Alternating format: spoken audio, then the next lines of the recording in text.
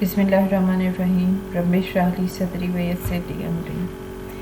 بچوں، آج ہم اسلامی جمہوریہ پاکستان کی خارجہ پالیسی کے متعلق پڑھیں گے۔ یہ چیپٹر 11 ہے آپ کے کتاب میں۔ آج کا جو ہمارے ٹاپک ہے وہ خارجہ پالیسی کسے کہتے ہیں، یعنی اس کی تعریف کیا ہے اور ہماری خارجہ پالیسی کے بنیادی اصول کیا ہیں۔ سب سے پہلے ہم دیکھتے ہیں کہ خارجہ پالیسی سے کیا مراد ہے، یعنی کس کو کہتے ہیں خارجہ پالیسی۔ خارجہ پالیسی سے بچوں مراد ہے کہ کوئی ملک جو بیرونی ممالک سے یعنی بیرونی دنیا سے تعلقات قائم کرتا ہے، ان تعلقات کو قائم کرنے، ان کو فروغ دینے اور قومی مفاد کے حصول کے لیے بین الاقوامی سطح پر مناسب اقدامات اٹھانے کا نام۔ یہ ساری باتیں خارجہ پالیسی کے حوالے سے بڑی اہم ہیں۔ تمام ممالک اپنے قومی مفاد کو خاص طور پر اور بین الاقوامی سطح پر اپنے امیج کو بہتر بنانے کے لیے توجہ دیتے ہیں۔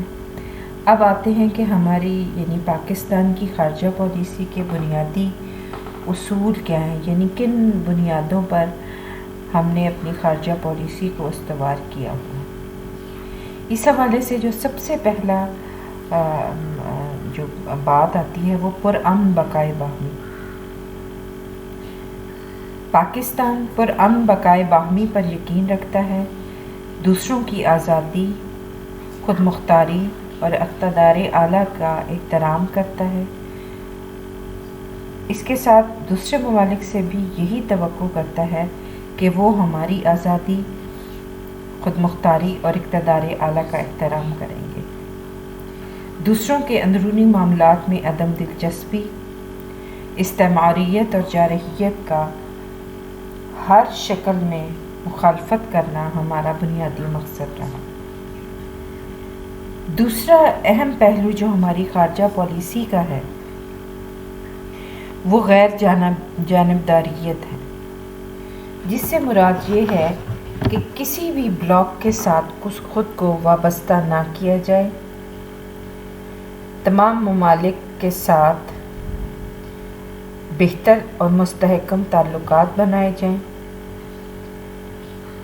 اس مقصد کے لیے پاکستان روس کے ساتھ ساتھ امریکہ، چین، برطانیہ، فرانس، اسلامی بلاک اور مشرق وسطیٰ اپنے ہمسایہ ممالک سے بہتر تعلقات قائم کرنے کے لیے ہمیشہ سے کوشاں رہا۔ پاکستان نیم یعنی نان الائنڈ موومنٹ غیر وابستہ ممالک کی تنظیم کا باقاعدہ رکن بھی ہے۔ پھر تیسرا پہلو جو ہماری خارجہ پالیسی کے حوالے سے ہے وہ دو طرفہ تعلقات کا ہے۔ پاکستان دو طرفہ تعلقات کی بنیاد پر تمام ممالک سے تعلقات استوار کرنا چاہتا ہے۔ اپنے ہمسایہ ممالک کے ساتھ بھی دو طرفہ تعلقات کی بنیاد پر اپنے جھگڑوں کو پرامن طریقے سے طے کرنا چاہتا ہے۔ اور یہ جو ہمارا ہمسایہ ملک ہے بھارت کے ساتھ ہمارا جو مسئلہ کشمیر ہے، اس حوالے سے پاکستان کا رویہ جو ہے اس کا بین ثبوت ہے۔ پھر اقوام متحدہ کے چارٹر پر عمل کرنا۔ پاکستان اس چارٹر سے مکمل اتفاق رکھتا ہے، اس پر عمل کرنے کا سختی سے پابند ہے۔ ہمیشہ پاکستان نے اقوام متحدہ کے تمام اقدامات کی مکمل حمایت کی ہے۔ بہت ساری جگہوں میں پاکستانی جو آرمڈ فورسز ہیں وہ اقوام متحدہ کی افواج کے طور پر خدمات بھی سر انجام دیتی رہی ہیں اور بھرپور فوجی معاونت مہیا کی پاکستان نے اقوام متحدہ کو۔ پانچواں جو پہلو ہے ہماری خارجہ پالیسی کا وہ اقوام کی حق خود ارادیت کی حمایت کرنا ہے، یعنی ہمارا موقف ہے کہ ہر قوم کو اپنے مستقبل کا فیصلہ کرنے کا حق ہونا چاہیے۔ یہی وجہ ہے کہ پاکستان نے نو آبادیت کے خاتمے کے مطالبے، اس کے علاوہ ایشیا، افریقہ اور یورپ میں حق خود ارادیت کی تمام تحریکوں کی بھرپور حمایت۔ اس حوالے سے پاکستان نے فلسطین، کشمیر، بوسنیا، نمیبیا، ویتنام کی جدوجہد آزادی میں اہم کردار ادا کیا۔ افغانستان میں جب سوویت یونین نے، جو سابقہ سوویت یونین تھا، اس نے مداخلت کی تو ہم نے اس کی سخت مخالفت کی۔ چھٹا پہلو جو ہماری خارجہ پالیسی کا بہت اہم پہلو ہے وہ ہے کہ پاکستان عالم اسلام کے اتحاد کا زبردست حامی اور مبلغ ہے۔ اسلامی ممالک کے ساتھ بہتر تعلقات قائم رکھنے کی پالیسی پر ہماری حکومتیں گامزن رہتی ہیں۔ اسلامی دنیا میں اختلاف کی صورت میں پاکستان مصالحت کے حوالے سے ہمیشہ آگے رہا۔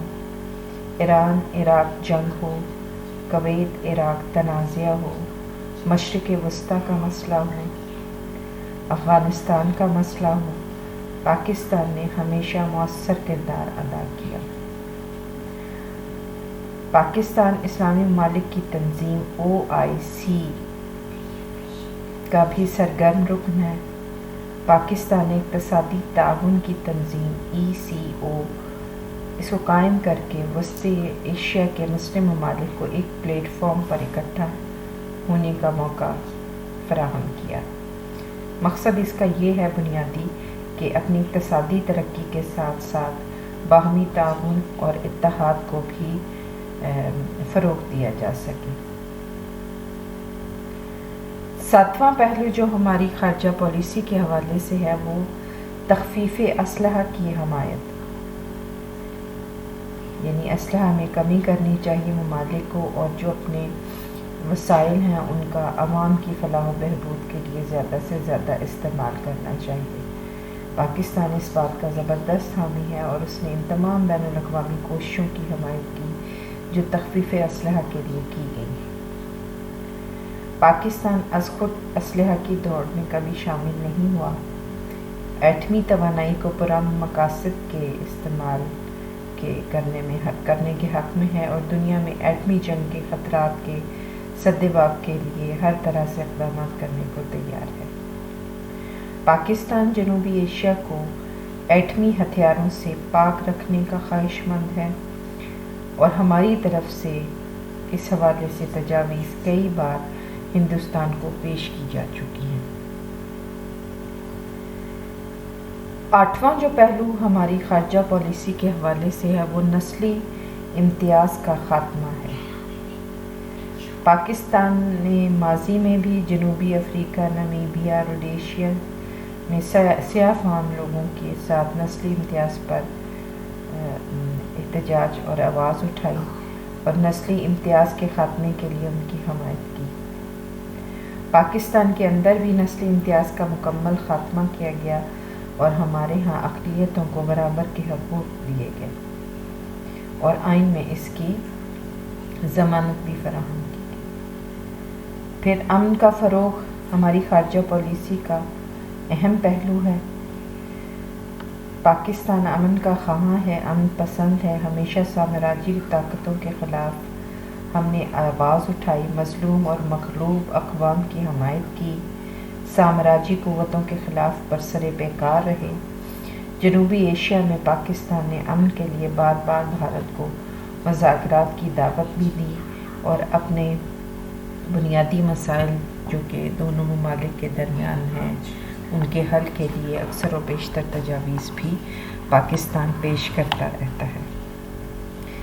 پھر ہمسایہ ممالک کے ساتھ تعلقات، جس میں ہندوستان بھی شامل ہے، بہتر رکھنے کا خواہاں ہے پاکستان ہمسایہ ممالک سے تنازعات کو حل کرنے کا بھی حامی ہے۔ کشمیر کے معاملے پر ہم نے بھارت سے کئی دفعہ مذاکرات کی پیشکش بھی کی اور باقی ہمسایہ ممالک جس میں افغانستان بھی شامل ہے اس سے بھی ہم بارہا مذاکرات کرتے ہیں اپنے سرحدی اور ملکی معاملات اور بین الاقوامی معاملات کے حوالے سے۔ پھر ایک اور پہلو جو خارجہ پالیسی کے حوالے سے بڑا اہم ہے وہ بین الاقوامی اور علاقائی تعاون کی تنظیموں کا پاکستانی جن بین الاقوامی اداروں اور تنظیموں کا پاکستان رکن ہے ان میں UNO یعنی اقوام متحدہ، نان الائنڈ موومنٹ غیر وابستہ ممالک کی تنظیم، اسلامی کانفرنس کی تنظیم، اقتصادی تعاون کی تنظیم اور سارک ممالک کے حوالے سے جو معاہدات اور تنظیمیں ہیں وہ اہم ہیں۔ پاکستان بین الاقوامی اور علاقائی تعاون کے لیے ان اداروں کی ہمیشہ حمایت کرتا رہا ہے اور عالمی امن کے لیے ان اداروں کی سرگرمیوں میں بھی آگے رہا۔ بچوں، جیسے آپ کو پتہ ہے کہ پاکستان 14 اگست 1947 کو دنیا کے نقشے پر ابھرا اور برطانوی ہندوستان سے خارجہ پالیسی کو ورثے میں پایا اس نے، لیکن ہندوستان کی تقسیم اور آزادی کے بعد نظریہ پاکستان اور تحریک پاکستان کے مقاصد کو پیش نظر رکھتے ہوئے ہم نے اپنی خارجہ پالیسی کی دوبارہ سے تشکیل کی۔ ہماری جو خارجہ پالیسی کے اہم اور بنیادی مقاصد جو ہیں وہ 3 ہیں۔ اس میں سب سے پہلے اور سب سے اہم مقصد جو ہے وہ قومی سلامتی کا تحفظ۔ ظاہر ہے پاکستان ایک نوزائیدہ مملکت تھی اور ضرورت اس بات کی تھی کہ اس کی سلامتی اور تحفظ کا مناسب بندوبست کیا جائے، لہٰذا پاکستان نے اپنی سلامتی کو خارجہ پالیسی کی بنیاد بنایا اور بیرون ممالک کے ساتھ تعلقات میں اسی قومی سلامتی کو ہمیشہ اہمیت دی۔ ہم نے جن معاہدوں میں بین الاقوامی معاہدوں میں شرکت کی اس کے پیش نظر سب سے اہم اور بنیادی مقصد اپنی قومی سلامتی کا تحفظ تھا۔ پاکستان کی خارجہ پالیسی میں قومی سلامتی بنیادی نصب العین ہے۔ پاکستان دوسرے ممالک کی علاقائی سالمیت کا احترام کرتا ہے اور دوسرے ممالک سے بھی یہی توقع رکھتا ہے کہ وہ پاکستان کی سلامتی کا احترام کریں گے۔ دوسرا اہم پہلو جو ہے وہ معاشی ترقی ہے، چونکہ آپ کو پتہ ہے کہ ہم ایک ترقی پذیر ملک ہیں اور مزید ترقی کرنا چاہتے ہیں معاشی طور پر۔ پاکستان ان تمام ممالک کے ساتھ اچھے تعلقات قائم کرنا چاہتا ہے جن کے ساتھ تجارت کر کے یا جن ممالک سے معاشی مدد حاصل کر کے ہم ترقی کر سکتے ہیں اور اپنی معیشت کو مضبوط کر سکتے ہیں۔ معیشت ظاہر ہے کسی بھی ملک کے لیے ریڑھ کی ہڈی کی سی حیثیت رکھتی ہے۔ نئے اقتصادی رجحانات کو مد نظر رکھتے ہوئے پاکستان نے اپنی خارجہ پالیسی میں اہم تبدیلیاں کی ہیں، جیسے آزاد تجارت، آزاد اقتصادیات اور نجکاری کو اپنایا ہے۔ تیسرا اہم جو مقصد ہے ہماری خارجہ پالیسی کے حوالے سے، تو چونکہ ہم ایک نظریاتی مملکت ہیں اور پاکستان کی بنیاد ایک نظریہ تھا جس کے پیچھے نظریہ اسلام ہے کہ ہم اللہ کے ماننے والے ہیں اور ایک علیحدہ قوم ہے۔ پاکستان کی خارجہ پالیسی کا اہم مقصد پاکستان کی ان نظریاتی سرحدوں کا تحفظ ہے۔ ہمارا استحکام بھی نظریہ پاکستان کے تحفظ میں مضمر ہے۔ یہ اپنے نظریہ کا تحفظ اسلامی ممالک کے ساتھ بہتر تعلقات قائم کر کے ہی کیا جا سکتا ہے، اور جو ہمارا اسلامی ممالک میں امیج ہے وہ یہ کہ پاکستان اسلام کا قلعہ ہے۔ پاکستان نے ہمیشہ اسلامی ممالک کے ساتھ بہتر تعلقات رکھے۔ اس کے تینوں دساتیر میں 56، 62 اور جو 73 کا کانسٹیٹیوشن ہے اس میں اسلامی ممالک کے ساتھ قریبی تعلقات پر زور دیا گیا ہے۔ پاکستان نے اسلامی کانفرنس کی تنظیم اور اقتصادی تعاون کی تنظیم کے قیام میں بھی اہم کردار ادا کیا۔ دوسری اسلامی سربراہی کانفرنس کے انعقاد پاکستان میں ہوا، لاہور میں۔ تو اس اعتبار سے جو پاکستان کی خارجہ پالیسی کے مقاصد ہیں وہ انتہائی اہم ہیں ہمارے خارجہ تعلقات کو استوار کرنے کے حوالے سے، اور تمام حکومتیں ان مقاصد کو سر فہرست رکھتی ہیں اپنی خارجہ پالیسی کا تعین کرتے وقت۔ شکریہ۔